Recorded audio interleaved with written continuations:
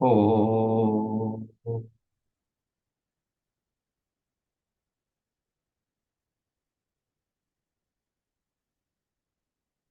oh, oh.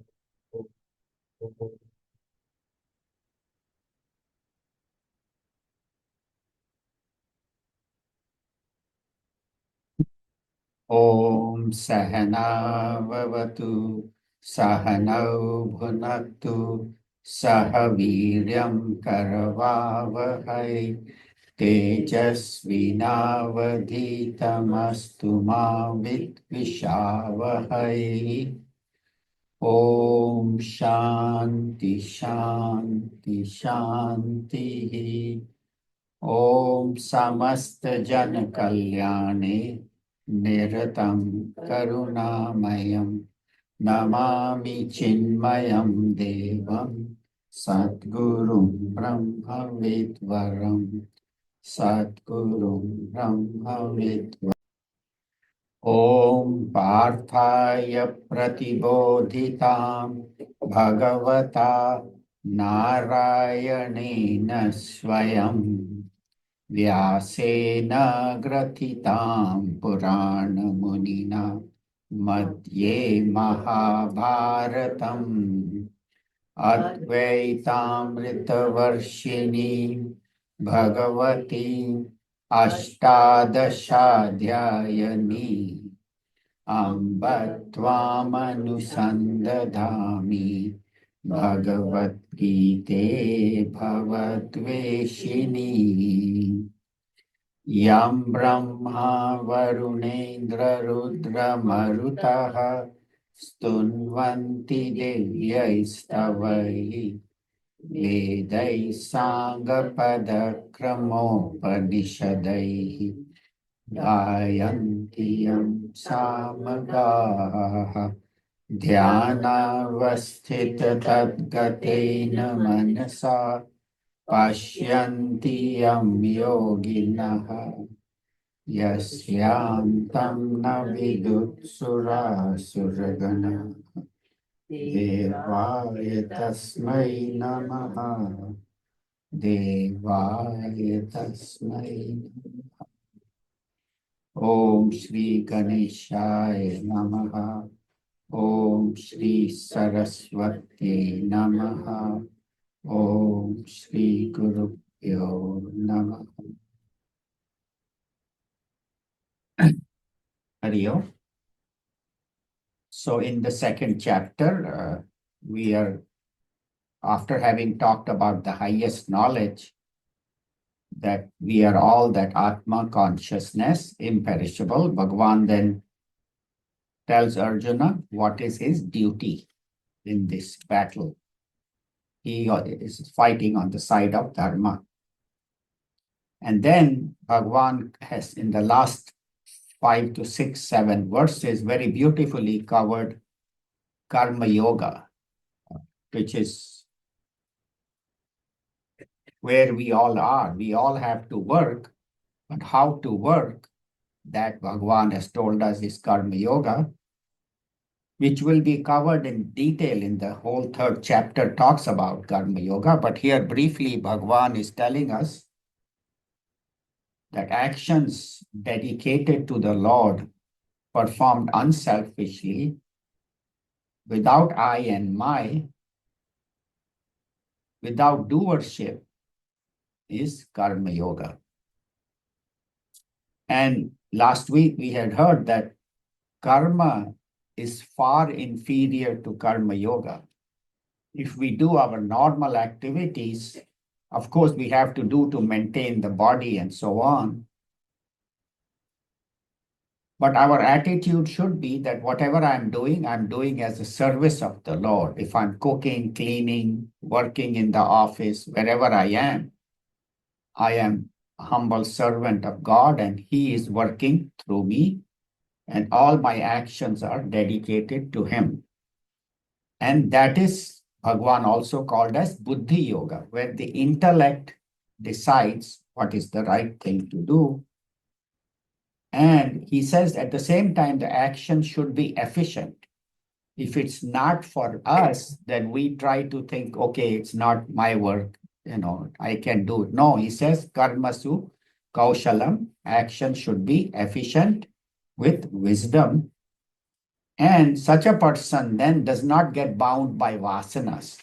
Because when I do actions for me, myself, we will talk more about vasanas today. I get bound, but and create more vasanas. But those who do actions without this doership, they reduce vasanas. We'll talk more about that also today. But today we'll do chapter 2, number 53. Chapter 2, number 53. Shruti vipratipanna te yada sthasyasi nischala samadhavachala buddhihi tada yogamavapsyasi. Together, Shruti vipratipanna te yada sthasyati nischala samadhavachala buddhihi tada yogamavapsyasi. So, Shruti vipratipanna te means yours. And the second line he says buddhi, your buddhi. So he's talking about te buddhi, your intellect. Shruti vipratipannate, whatever it has heard. Here does not only mean heard, means all the senses, all the input. It may get confused or may get deluded.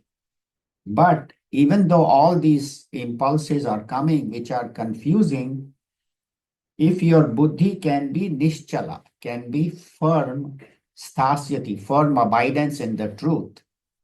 So no matter what is happening in the world, my buddhi is steady on the wisdom and samadhav. And samadhav means in samadhi, achala samadhi, unwavering samadhi. That buddhi, if you have, tada yogam avapsyasi, then you will attain yoga.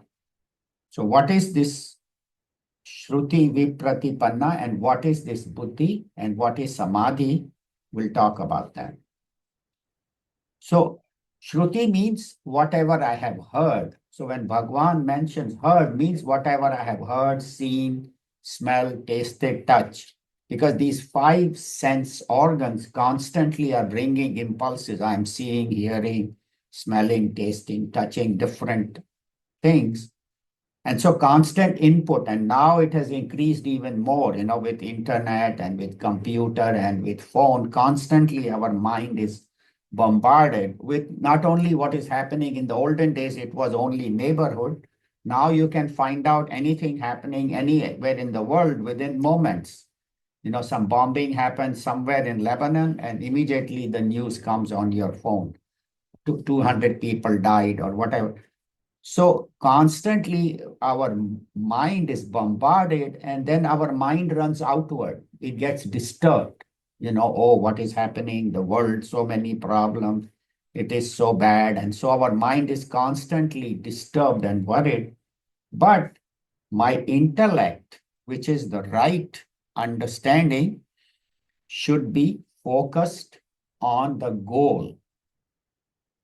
And not only the senses of the world, the Vedas tell us that not only things that are happening in the world, but the earlier portions of the Vedas even tell us how to work in the world and how by doing certain rituals, you will go to heaven, etc. They say, oh, you will go to heaven.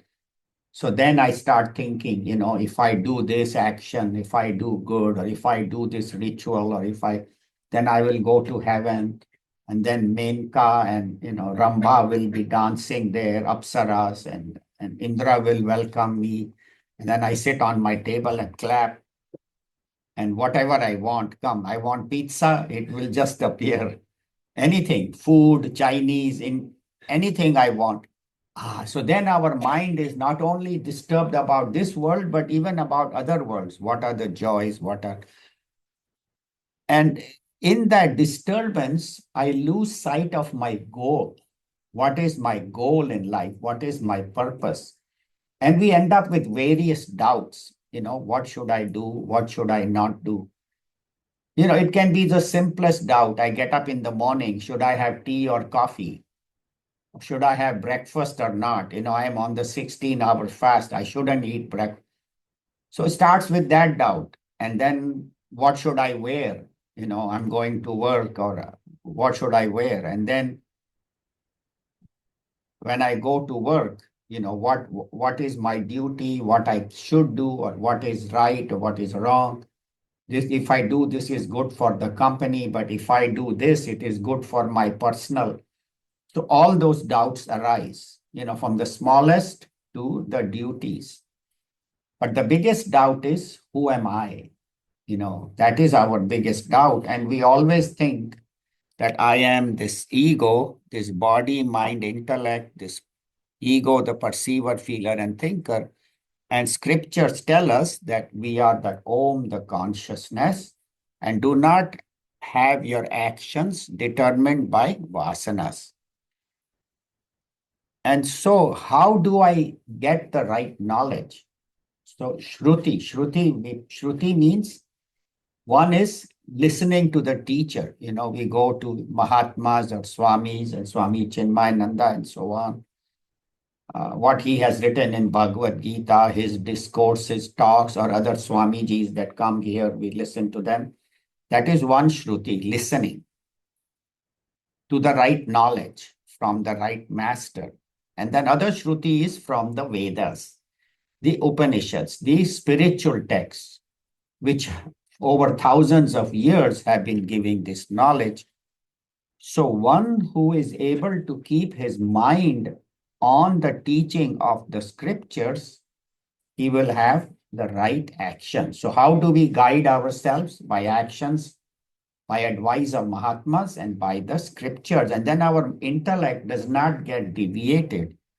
And it always stays in samadhi. Well, some people think samadhi is sitting in meditation. Yes, in meditation, if you can sit and if your mind is connected with Lord, with Om, with consciousness within, that is samadhi. But throughout the day, if I keep my mind connected with Bhagwan and connected it with the Lord or consciousness within, then I'm in samadhi. Even though I'm working in the world, if I have God's name behind, I'm chanting his name, like when the singer is singing, there is a Shruti box which plays Shruti like that. So as I am working in the world, Bhagwan's Shruti box should play in my mind, the name of the Lord, the mantra, Om Namah Shivaya, Shri Krishna. So then every action I dedicate to Lord. And how do I know I am on the right path? How do I doing well? So they say, like, if you go to the doctor, right? And then he says, okay, he or she, of course, whoever the doctor is, will check your blood pressure. Okay, 120 over 80, it is good. And then they look at your labs, your fasting blood sugar was 90, your cholesterol is 150, 160. You say, oh, doctor says everything is good. Your blood pressure, your heart, your lungs, everything is good. So similarly, what are the indicators of my spiritual progress? So they say the indicators of the spiritual progress are that am I able to firmly abide in this knowledge, whatever the knowledge of the scriptures is, have I understood it correctly? Have I understood it as the teacher has explained, as the books explain? And am I able to abide in that knowledge constantly? So one is I get the knowledge from the scriptures. That is good. The second is that I am able to abide in that knowledge. I'm able to live that knowledge, bring that knowledge into my life. So they say Bhagavad Gita should not only remain in the book or in the teachings of the Mahatmas or Bhagwan or Arjuna, Bhagavad Gita was given to me to change my life. My life should change. My life should transform. Whatever I have heard, karma, karma yoga, bhakti, nature of God, all those ideas should constantly flow in my mind. That's why they say daily study, daily swadhyay. So every evening before we go to bed, half an hour, 1 hour, not when you're sleepy, but when you are after dinner, you have time, spend half an hour, 1 hour reading Bhagavad Gita. We have beautiful commentaries in the office by Swami Chinmayananda. So get that commentary and read it every day. And then contemplate on what have I heard, what have I read. Think about it. If you have notes, you can make notes, or mentally you can remember that teaching, and then resolve that I am going to live my life according to that. So I should change my actions from karma, I should do karma yoga. I can do the actions the same. One, of course, action is selfish and unselfish. But even and that of course, selfish action should be avoided, unselfish should be performed. But even the Sharira Yatra Pichate, Prasiddhyet Akarmana, Bhagwan will say in the Bhagavad Gita later on that even the activities of daily living, when I'm bathing, when I'm eating, that's why before eating, we remember God. When I get up in the morning, before you get out of bed, just chant the Lord's name, whoever your Ishta Devta is, and then bring the Lord with you at all times, at work, at cooking, whatever I'm doing. And that is called yoga, karma yoga, where I do actions for Bhagwan, not for me. And I see Bhagwan in everybody, wherever I go, because my Lord is the creator of this whole universe. So whoever I'm seeing, whoever I'm dealing with is Bhagwan and Bhagwan alone. When such a person acts in such a way, when his intellect is firmly established in buddhi, in that knowledge, tada yogam avapsyasi, then you will reach yoga. So as we said, yoga, one is karma yoga. Yoga also comes from yuj. Yuj means to unite. So all my actions will be united with Bhagwan. And that is the goal of life, that as much as I am working, whatever I'm doing, I constantly remember God. So now Arjuna is very inspired by this message, as we all are, I'm sure, because in the beginning of the end of the first chapter and the beginning of the second chapter, he said, Gandivam Sramsate Hastat, my bow is following from my hand, my body is burning, and my hands are trembling, and I'm not able to sit. He just sits down, I'm not able to stand, and I don't know what to do. So he was so confused. And already in the second chapter itself, we see that his mind is now calmer, and he's asking very beautiful question, uh, which we will see in the next shloka. So how this knowledge is transforming Arjuna, and that's how it should happen to us. So let us see the question he asks, and then we will study his answers, Bhagwan's answers. So shloka number 54. Arjuna Uvacha स्थितप्रज्ञस्य का भाषा समाधिस्तस्य केशव स्थितधि किं प्रभाषेत किमासीत व्रजेत किम्. Together.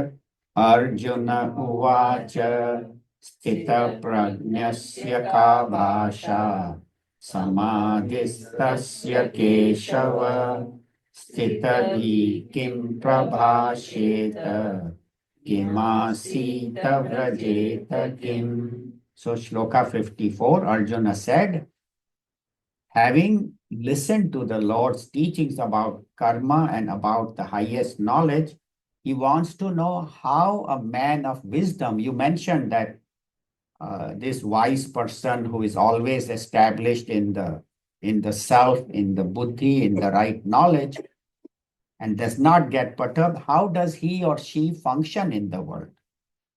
That's what he wants to know. Why? Because I also want to be like that. And that is the idea, that I would also like to function how the wise people. So that's why they say wise people should be our guide.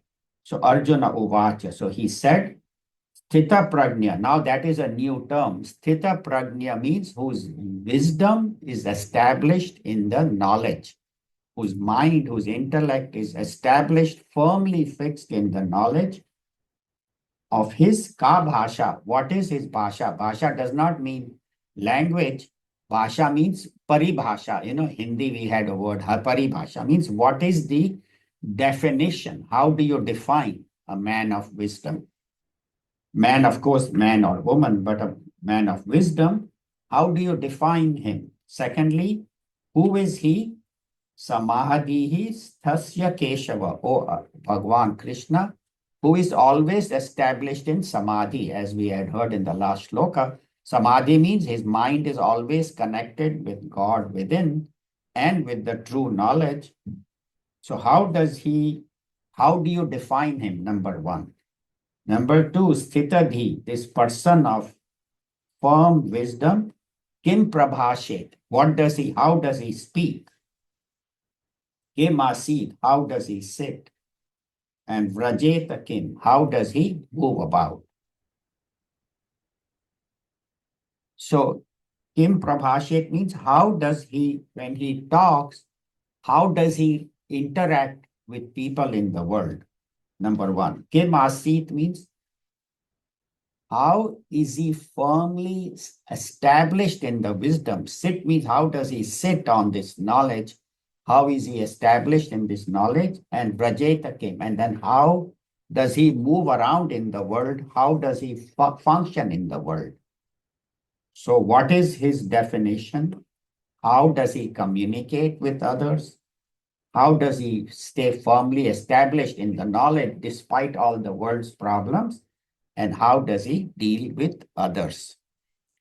So the first question is of his mind, that how is his mind?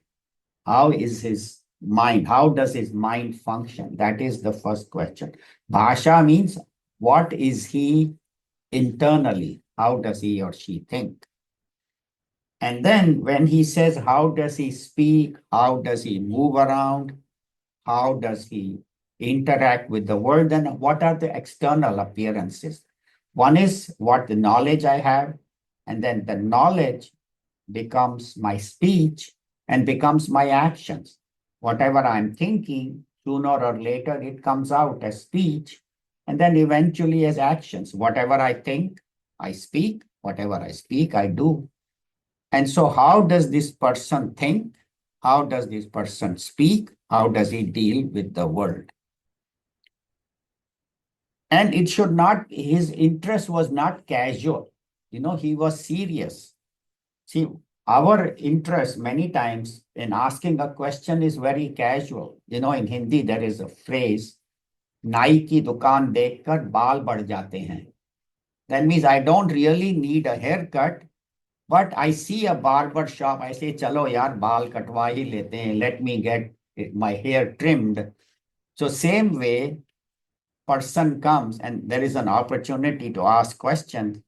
He doesn't really have a question. He said, chalo yaar, pooch hi lete hain. Let me ask, So Arjun's purpose was not just to show Lord how much he knows or what his wisdom is. He genuinely wants to know what is the purpose of life and what is the goal of life. And that's so his question is serious. It's not casual, not asked for the sake of asking. And so with these three questions, he has given a checklist. or Bhagwan. Okay, these are the points Bhagwan will cover, and these are the points I need to improve my life. So just as we know, we at the end of the day, we make a checklist. Okay, I did this, did this, did this. And then next morning, I make another list. This is what I have to do. And at the end, did I finish all my activities? So same way, Arjuna wants to make a checklist. These are the things I have to do in my life. And how do I do them? So that is the question. And why does he want to know about Sthita Prajna, about a man of wisdom? It says in Bhagavad Gita, it is said, Sthita Prajnasya Lakshanani Sadhakasya Sadhanani. So these next from 55 onward till the end of the second chapter, till verse 72, 18 or 19 shlokas talk about the man of wisdom, and they seem, some of them, oh, I don't worry. I mean, I don't think I can reach it. The man of wisdom is so evolved, and the criteria are given are too difficult. So sthita pragnasya lakshanani. So what Bhagwan is mentioning as the indicators of the man of wisdom, sadhakasya sadhanani. So these indicators are not just given there, but they are meant for me to, it's like a goal, just as a student of physics, PhD student, he studies the works of Einstein and Oppenheimer, how to learn the highest knowledge. Or a person who wants to climb Mount Everest, he will see how other, Tenzing, Hillary, and then how so many other people have climbed, what were the obstacles, what were the problems, so that I should not make this. And then he hears about some people. Recently, we have heard about people who unfortunately die on Mount Everest. So he hears and then he says, okay, this is what mistakes they might have made. So I should not make the same mistakes. So one is I should do what is good better. And secondly, I should avoid mistakes that others have committed or that I have committed. That sometimes people learn from others' mistakes. That is one way. Second, people learn from their own mistakes. I made the mistake, I shouldn't do it. And the third one is who don't even learn from their own mistakes. They keep repeating. So they say, first of all, we should not make mistakes. And secondly, if you want to learn from the Mahatmas and see mistakes of others and not repeat it. So that's why Arjuna is asking this very beautiful question. And we can see how his mind has already changed from where he was in the beginning of the second chapter to where he was completely shaken, deluded. Now he is clear on what is my goal, what is my purpose. At least he is asking the right questions, which means he wants to improve. He wants to get better. And also we should think that he's asking these questions for us, because we also want to know how to work in the world. How does a man of wisdom work? And so this will change our behavior. So that's why we say Bhagavad Gita is not only for Arjuna, but it is for me to improve, to change my life. So now Bhagwan in the next 17, 18 shlokas will very beautifully tell us about the man of wisdom and different aspects. How is his mind? How is his action? How does he deal with others? How does he deal with adversity? So all those will be addressed. So today we'll talk about his mind in the 55, and then in 56, how does he deal with adversity? So number 55, Shri Bhagavan Uvacha Shri Bhagavan Vacha Prajahati Yada Kaman Prajahati Yada Kam Sarvan Partha Manogatan Yada Atman Yevatmana Tushtaha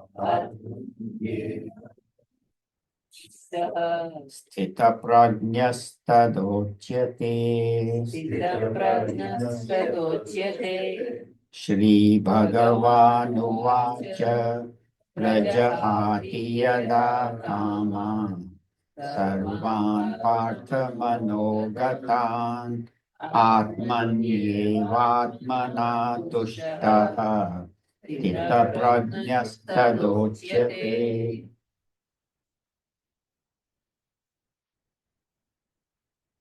So the fourth quarter is Sthita Prajna Tad Uchyate. That Tad Uchyate. He is said to be a Sthita Prajna, a man of steady wisdom. Who is he? So Sri Bhagavan said, Prajahati Yada Kama. Yada means when.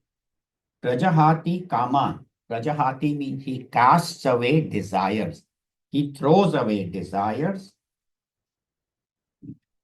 And where do the desires arise? Sarvan, all desires. So all desires? Yeah, he has no desire. How can you function in the life without desire? So we'll talk about that. So Kaman Sarvan, all desires, O Partha, O Arjuna, where do the desires come from? Manogatan. Desires arise in the mind. So he gives up all desires that are arising in his mind. And then Atmani eva Atmana tushtaha. This is how the Sandhi has been done. But Atmani, in the mind, eva Atmana tushtaha. In the mind, in the self. In the self alone, he is content. And how does he go towards the self? By the self. So by his mind, here one Atmana means the mind, and the second Atmani means in the self consciousness, Lord Brahman, Om. So the one who with his mind, Atmani, Atmana, with the mind, Atmani. So his mind is always established in the self. So that's why you think Atmana, Atmana, it doesn't make sense. That's why we need a teacher to interpret. So Atmana by the mind and Atmani in the mind, he is content. And such a person is Sthita Prajna. So how do desires arise? There is different senses. Senses, yes. Through the senses. And mostly they arise out of ignorance. We have heard that senses will stimulate my mind and create desires. But one person gets attracted to the same item, another one doesn't. Like two people walking by a liquor store. One person has no interest, and the second one, oh, let me see, what is the new Scotch whiskey. So two people seeing the same object, the same senses, but one is attracted, one is not. It could be anything else. It could be, as we had said last week, a woman walking by a sari store, or a child in a toy store, or a man going by electronics store. One is attracted, he's attracted, his wife said, no interest.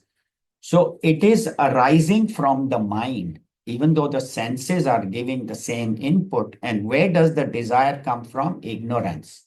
That's why they say avidya, kama, karma. Because of ignorance, because of not knowing who I am, I get desire and then I do actions.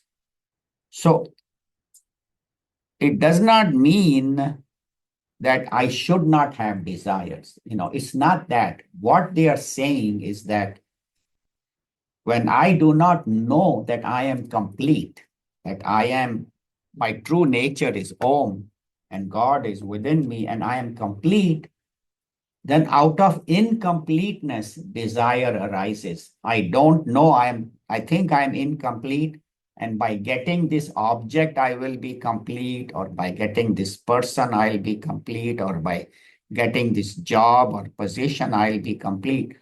So not knowing that I am complete in myself, it does not mean that you don't work to improve, but you do with the idea that I'm working to help others. And even when I'm improving, I can help more people. I'm a ordinary worker in the office, and then I become a manager, then I can help a lot more people. Then I become vice president. I can help, one section of the company. I become CEO. I can help the whole company. So even when he is improving, his idea is how can I help others? So desires, when they are selfish, then what do they do? When I have a lot of desires, then I do actions. And then I want more and more, and then I get more vasanas. So more desires, more activity by the body, and strengthens my vasanas. Selfish actions, unselfish actions, dedicated to the Lord, it reduces my vasanas, because then I don't have this. Vasana comes out of selfishness. And that's why vasana in many languages, in Gujarati, means stink. Vasache, it is stinking. So vasana is something that stinks. If we have a lot of desires, lot of selfish vasanas, our life stinks. And what do I do? Give up these. So there's a story, Ramakrishna Paramhans tells that there was this bird who found a dead fish. So he was carrying the fish and flying, and all the other birds started chasing him, even some of the bigger birds, and they wanted to attack him because they wanted to get the fish. And suddenly he said, oh, this stinky fish, for that, all these birds, they might kill me. So he drops it. And then all the birds leave him and dive towards the fish. So same way, these vasanas are like the stink of selfishness, of negativity. As long as we carry that, all our thoughts, our actions will all be in that direction. So they say drop the vasanas. Do not have any selfish vasanas, any selfish tendencies. And when you renounce, that's how you grow. How do I grow? So Gurudev in his commentary says it very beautifully, that there is a child and she's attracted to her doll, right? So she holds a doll everywhere she goes, and she sleeps with the doll, and nobody can take it. Even her brother tries to grab it. She holds, that's my doll. I want it. And then what happens? Then she turns 15, 16, and now she gets a car, she has got her driver's license. Doll chut gayi, doll is left home. Now she's driving around and, meeting her friends and all. So she has grown out of doll to that. Then she meets a boyfriend. Then slowly interest even in less in the family or, girlfriend, either way. So the point is that, but as we evolve, then such a person joins a company. And then in the company, then his work becomes more important. Yes, family is, I have to take care of my family, but all his mind is at work. Then he cannot have his mind in his wife, in his children. Yeah, I have to take care of them. But when I'm at work, my focus is, so slowly we grow in our life. We grow, as we said, as we grow in the company, also your responsibilities grow. But when you attach to God, then that is the highest growth. And that is what we say, instead of working for the world of objects, emotions, and thoughts, work for God. And then when you do your actions for God, then your actions become pure, actions become loving, actions become compassionate. And then such a person actually accomplishes a lot more. When I'm just working for myself, me, myself, and family, my accomplishment is less. But look at great social workers, look at great Mahatmas. When they do action, Swami Chinmayananda, he was an ordinary journalist. But when he went to Tapovan Maharaj and Swami Shivananda and learned from them, and then he came out, then he said, this wisdom of the Vedas, the Upanishads, the Bhagavad Gita, I need to give to all. And he started with 4 people. His first talk in Pune was 4 people. And in a few years, thousands of people used to attend. In fact, I was blessed As a teenager, I had an opportunity to listen to Swami Chinmayananda many times. My mother took me there. We also went to his ashram and met him personally and talked to him. I, of course, don't remember that much as a teenager, but that samskara remains. Having met such a Mahatma, you cannot but help transform.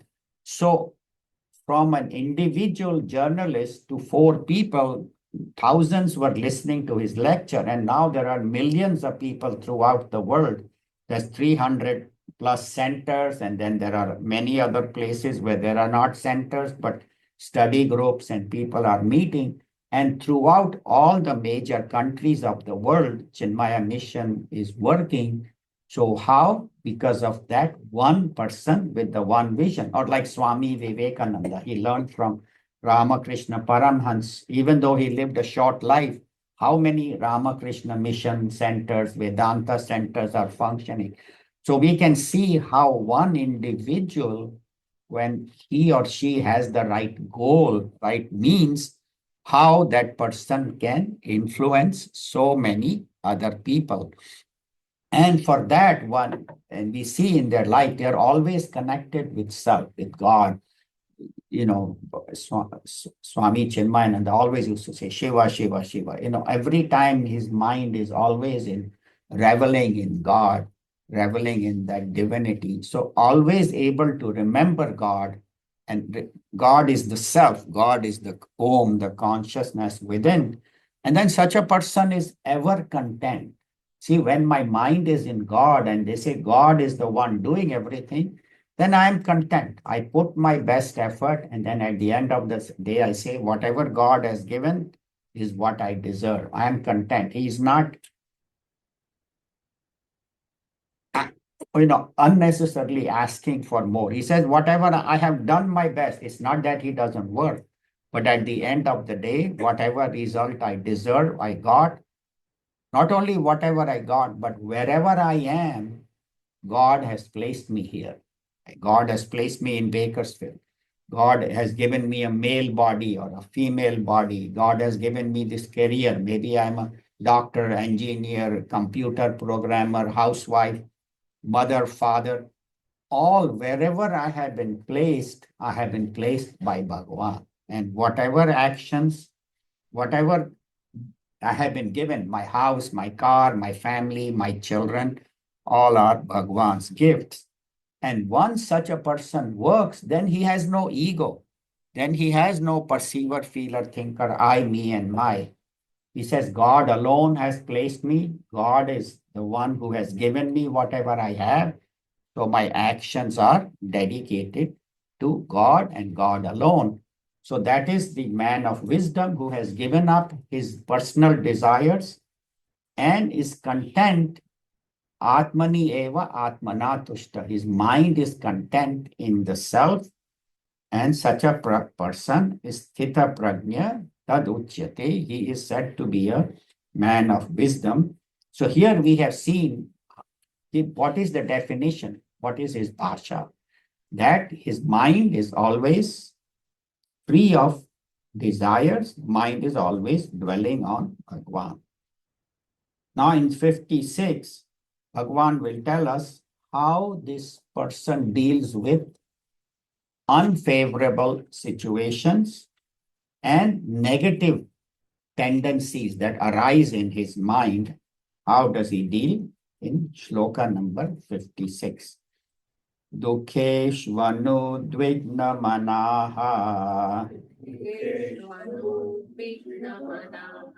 Sukheshu vigata sprihaha Vitaraga bhaya krodhaha Stitadir muniruchyate. Together, Dukheshvanu dvaitna manaha Sukheshu vigata sprihaha Vitaraga bhaya krodhaha Stitadi muni uchyate. So last line, Stitadi muni uchyate. Such a individual, Sthitadi, whose mind is established in wisdom, he is called a Muni. What is a Muni? Muni means Mananashilavan. Muni, one is that one who wears orange clothes and wanders in the forest. But here, Muni means Mananashilavan, contemplative sage, who has studied correctly. His mind is always contemplating upon the truth. So mind is controlled and mind is dwelling upon the truth. So Dukheshu Anudvigna Manaha, Anudvigna, his mind, mana is not disturbed. Udvigna, why? In Dukheshu, in sorrows, his mind is not disturbed. And Sukheshu Vigata Spriha. And when Sukha comes, he does not have spriha, desire, I want this, more and more, let it keep coming. No. He is neither disturbed in sorrow nor overexcited in joy. Vigata means spriha. Vigata means completely gone. His longing for good things is also gone. He's not longing, does not mean when a good thing comes, he rejects it, but he does not have the constant longing. May I get this, may I get this, may I get more. Spriha means kind of greed, kind of wanting it more and more. And then Vita Raga Bhaya Krodha. Vita means what is gone from him. Raga Bhaya Krodha. Raga means attachment. Bhaya means fear and Krodha means anger. So how are these three connected? We'll talk about that. And such a person is said to be the man of wisdom. So Dukkha and Sukha are the pair of opposites. We have talked in previous classes also that at the physical level, it can be heat and cold, health and ill health. At the mental level, Dukkha and Sukha, joy and sorrow. At the intellectual level, success and failure. At the ego level, honor and dishonor. So these pair of opposites we are constantly faced with.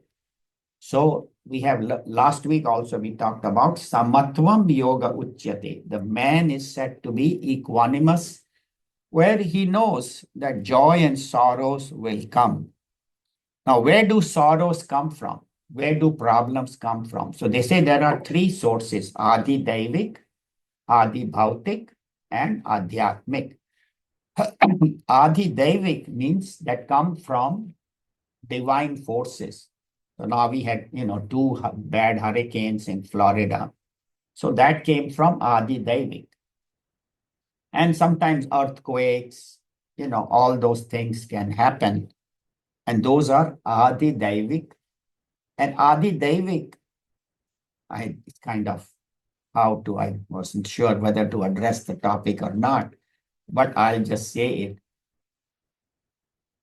When the problems come from these divine forces, it is not random. It is not that this particular place had to be punished or whatever. It is because of our actions. See, my individual actions affect me, my family can affect my family, my karmas.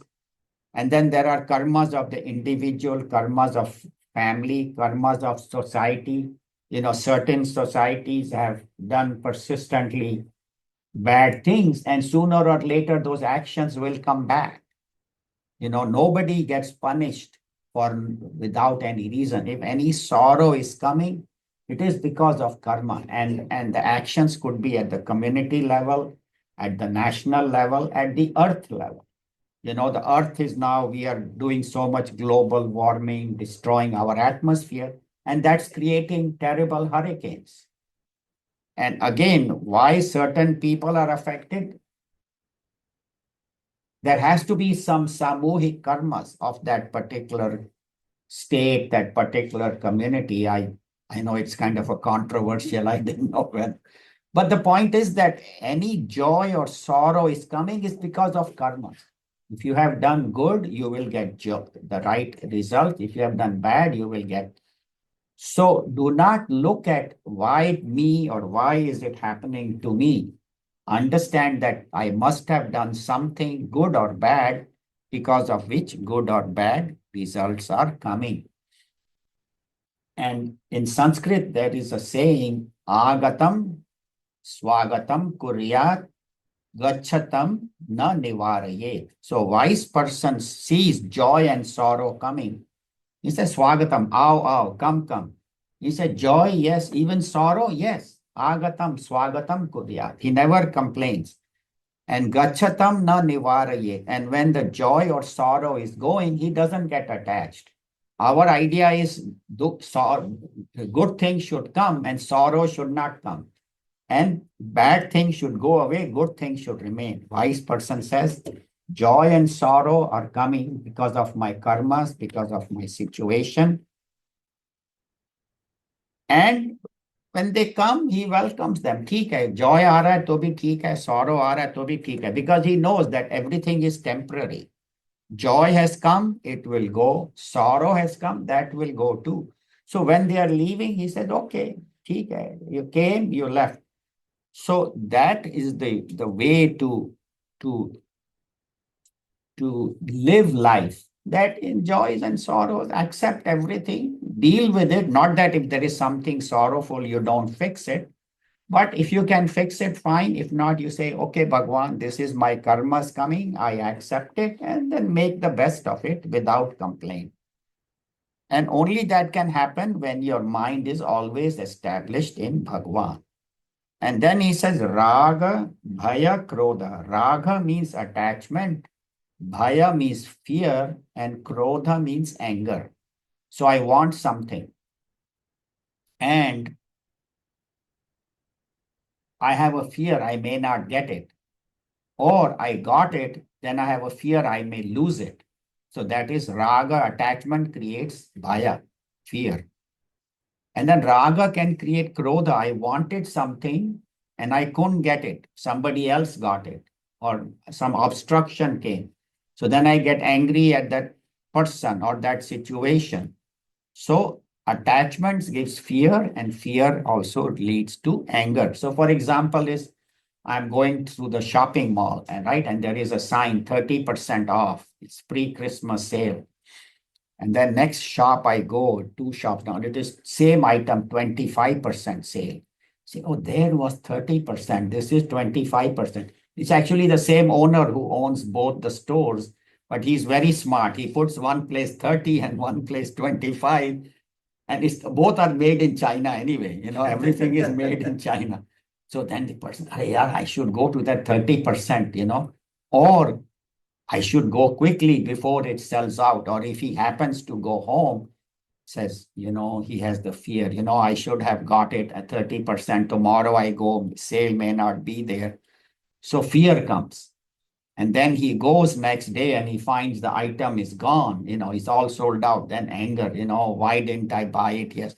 So all these, same item, it creates fear and anger both. And then, or like I'm in a meeting, company board meeting, and I have this proposal. So that is, and it's my proposal. So I'm attached. That is raga. And then I have a fear, what? I'm presenting it to the board. Maybe they won't accept it, or maybe they won't like it. Maybe my boss will criticize me. So I have a fear. And then when I present it, then one of the other guys who is my colleague, probably jealous of me, he shoots it down. This is useless proposal. It's not going to get anything. We have some better idea. So what happens? I get angry now. So because it is my proposal and I have a fear that it may not be accepted, and then if somebody criticizes, I have anger. So raga, bhaya, krodha. Attachment creates fear, fear creates anger. And stitadhi means the man who is established stitadhi in intellect. With the intellect, all his actions are governed by his intellect, not by his mind. Most people, whatever I feel like doing, I do it. Whatever I don't feel like doing, I won't do it. Now, children do that, we understand. But as adults, if we let our feelings dictate and not our wisdom, wisdom is what is the right thing to do. That's why in Rotary there is a saying, is it the right thing to do? Is it beneficial to all concerned? Will it create goodwill and better friendships? They say before you do any actions, think, is it right? Is it true? Will it create goodwill and better friendships? So when you do actions guided by your intellect, then such actions become good. If you just let your emotions rule it, then you might do the wrong actions. So they say sometimes I don't like somebody, so then I say something bad or I do something bad. But if intellectually I understand that this is not good, then I won't. I'll keep my mind in check. So does that mean that the person is like a stone? Dukh aaya, theek hai, sukh aaya, theek hai, he doesn't care. And dukh is going, not like that. Or somebody else has a sorrow, then we go and tell him, oh, what is happening is because of your karmas. We don't go and tell others. This knowledge is for us. So that's why they say wise person, he is very strict with himself, that I should do what is right and I should do what is. But when another person is going through sorrow, he becomes very compassionate. That time he doesn't give him a lecture on Bhagavad Gita. Tomorrow, if he asks, then you can, okay, sit down and see what Bhagavan says. But for others, he is very compassionate, he is very kind, he is unselfish, he can go out of his way to help others. But when the problems come upon him, he bears them without complaint. Again, it does not mean that he won't try to fix the problem. He will definitely try to fix the problem. And if he can't fix it, if it's something he cannot change, he will bear it without complaint. That's what they say, that if you can change it, change it. If you cannot, accept it. And understand that, again, it must be some karma, must be something I have done. So he is able to remain balanced for himself, but for others, he is very kind, very compassionate. And we find in the lives of these Mahatmas, they had so many problems from society, from others, but they were able to stay firm because their mind was established in God. Mere to Giridhar Gopal, dusara na koi. My mind, I have only Krishna as my beloved, nobody else. So such a person then, like Mirabai, no matter how many problems her father-in-law gave, society gave, she was not disturbed because her mind was always established in God. And then the man of wisdom who knows that my true nature is Atma, the consciousness, that is who I really am. I am not this body, mind, and intellect. The body, mind, and intellect is my equipment. So whatever is happening to my equipment, not happening to me. Just as I'm driving a car and unfortunately I get hit by another. So I don't start crying, I am hit, I am hit. No, my car is hit. So I inform the insurance company, get my car fixed and keep driving. So similarly, any physical or mental problems come, he fixes if he can, but he does not get internally disturbed. And that is what they say, that in your mind should be always balanced, always established in God, and then you will not get disturbed. So we'll end here. Today we saw that a person's intellect is always established in wisdom, never disturbed. And then Arjuna's question, what is the man of wisdom? How does he function? And Bhagavan said in 55, one who gives up his desires, selfish desires, and is always content within and remains unperturbed in joy, sorrow, heat, cold, and without attachment, fear, and anger. If he has no attachment, he will have no fear and anger. So beautiful 4 verses how we should function in the world. And every week we will talk more about the actions of this man of wisdom and how he can get disturbed and how not to get disturbed. Very, very beautiful shlokas till the 72. Every shloka is a clear map on how I should live. So each one, Bhagwan addresses different aspects of our life. So we'll cover them in the next 3-4 weeks, all the shlokas in the second chapter. Today we have time for questions. If anybody has any questions or comments. Yeah. Oh, yeah. You had a question last week also. Oh, can we get the gallery view?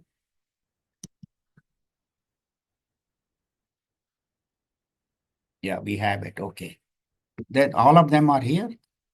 There should be more. They say 10 participants.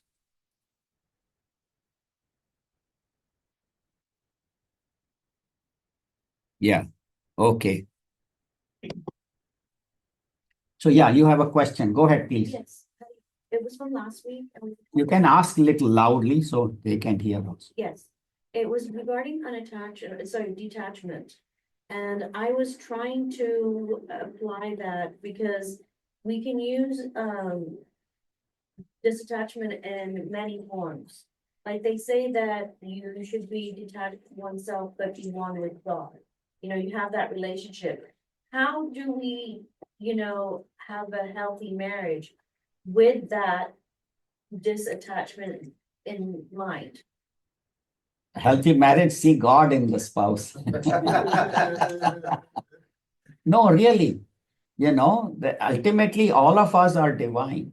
So see divinity. And again, as we said, relationship is not what I can get, but what I can give.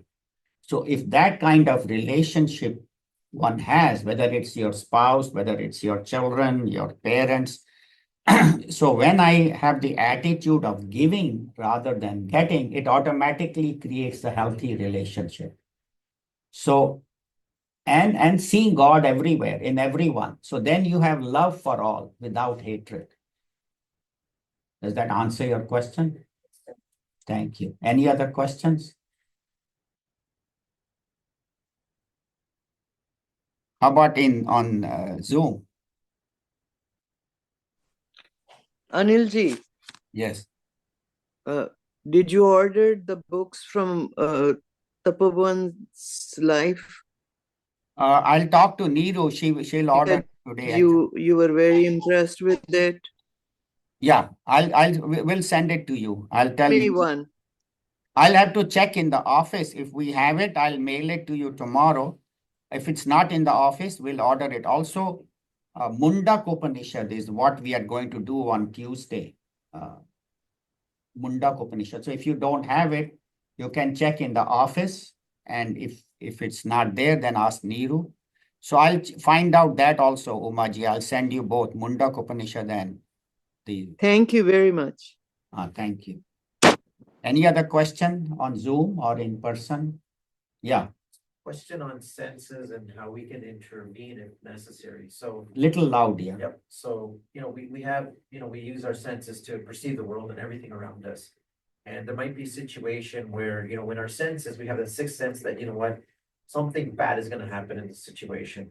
Do we then just say, let it be, let karma, do what it's going to be? Either I can do something to stop it or I can't. I know you were saying if you can't, just take it for what it is, or if you can do something. So it becomes a question of if we know something bad is going to happen, or we think something's bad is going to happen, should we notify people? Should we let someone know? Should we ourselves take precautionary measures to say, okay, you know what, I don't want to be involved in this situation. Let me leave, or let me take action or do something, or do we just accept it and say, you know what, it's going to happen anyway, just let it be what it is. Right. So I think intuition. So your question is about intuition. Yeah. So intuition is when my mind and intellect are both united. What I think and what I feel, they are one. And secondly, so that is one. So that creates intuition, that the right thing is you have the right knowledge because of your knowledge, intellectual, and your emotions, your feeling. But also there are some people who are more intuitive. Women especially are more intuitive than men. It is true. Because they are connected with the totality more than men. See, men are single pointed and focused on thing, but women see the whole thing, like in the family, whose birthday it is, whose wedding anniversary, and they're worried about the children and the in-laws and the husband. But I think as we evolve spiritually, it can be man or woman, but as more and more we get connected with the self, the Lord within the home, you become more intuitive, and suddenly things will come where, how did this idea come? You have no idea. So yes, so if you have a particular strong intuition and you have the experience that when such an emotion comes, I should do something about it, then yeah, if you can warn somebody, you can go ahead and do it. But it should also be based on logic. It cannot be totally illogical. But yeah, intuitions, if you are intuitive and if sometimes intuitions come, yeah, it is okay to warn somebody. So, and if, as we said, if you can fix it, fix it. If you have somebody's going through hard time, you fix it. You don't say that let him suffer, it is due to his karma. If I can relieve somebody's suffering, that is my good karmas. Or if I cannot relieve, at least I can pray. Okay, there is so much tragedy happening in Florida or in Gaza, or I can at least pray. I cannot influence world events or cannot influence what's happening to different cities, different states. And countries have their own destiny also. How Germany was fully and Japan were fully destroyed after Second World War, and how they worked hard and came up where they are now in the top countries of the world. So action and destiny can be individual, can be national, international, and the Earth is now going through its destiny because of global warming, So wherever I can fix, I fix it. And where I cannot fix it, I pray to Bhagwan that may right knowledge prevail, may wisdom prevail, or God, please give strength to those people to bear the adversities. So if I can't fix it, at least I can pray. And prayer has power. If prayer done sincerely, definitely it helps. So I know you gave that example of, hurricanes coming, earthquakes coming, that area has been destined to be doomed, or, they've got some bad karma going on. Knowing that, then should an individual then say, you know what, I want to avoid that at all costs, or, I know prayer, you said, helps in this Right. case, pray for them. You yourself, if you're in that situation, pray. But if you had known that this area is doomed or destined to be bad, your intuition is telling you, hey, you know what, I don't want to be in that situation. Yeah. And you can't avoid it, you just, I guess, bear it then. Yeah, you move away. A lot of people are moving away from Florida. They are leaving Florida because they're not getting insurance.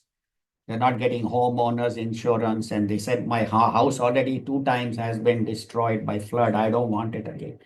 Or some people who are very afraid of earthquakes, if they know that this area is prone to earthquakes, they will move away. But if you can't move away, then you just pray to God and accept whatever happens. Yes. Thank you. Any other questions? Comments? Yes, Carrie. You were talking about things like the global warming, the problem with our pollution on this planet, changing our environment. I mean, how about when the environment is changed, like all the dinosaurs, were killed because a meteor, came through space and destroyed the, Yes. environment. I mean, is that some kind of karma?